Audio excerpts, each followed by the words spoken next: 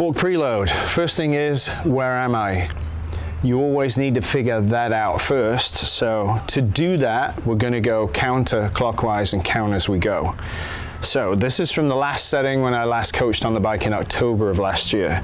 So 1, 2, 3, 4, 5, 6, 7, 8, 9, 10, 11. And a quarter. So that's where I'm at right now. Now I'm going to go to the other leg because I am very, very meticulous, and I'm going to go in on this leg to see what the total number of turns is. So 12, 13, 14, 15. So there's 15 turns of total range, and I'm at 11. So if I'm at 11, that will put me 5, 10, 15. So I'm just outside the middle 2/3 range, and I'm getting to the point where springs required for this bike, if I was to go faster, will be mandatory. Or if these springs are progressive, the preload number of where I am from all the way off, 11 turns in, out of 15 and a quarter, tells me I'm getting close to having to replace the springs. So preload will always tell you where you're at, as will a zip tie.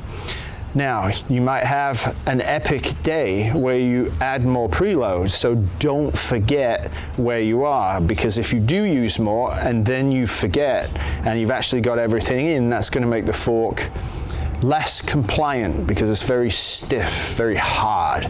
And if you're not putting it through that stroke, there's an associated risk with that. Similarly, if you're going for a ride at the track with a friend and you're going to have a fun day and help them, then is this preload setting appropriate? Probably not. So back it off 3 or 4 turns so that you can have a comfortable ride and the bike does what it's supposed to do, so you can ride with them at ease.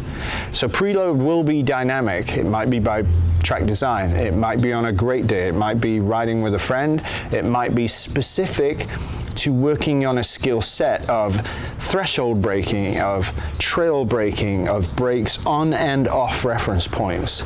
So preload is something that's very dynamic and changeable, but always be aware of where you are in the range and whether you need to change the springs to go stiffer, or alternatively, you're backing it off and backing it off, you need to go softer.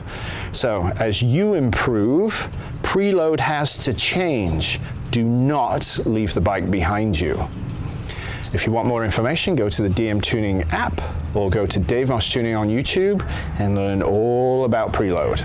Be sure to check out the Dave Moss Tuning app for iOS and Android. There you'll find grundles and grundles of information on tires, suspension setup, and more.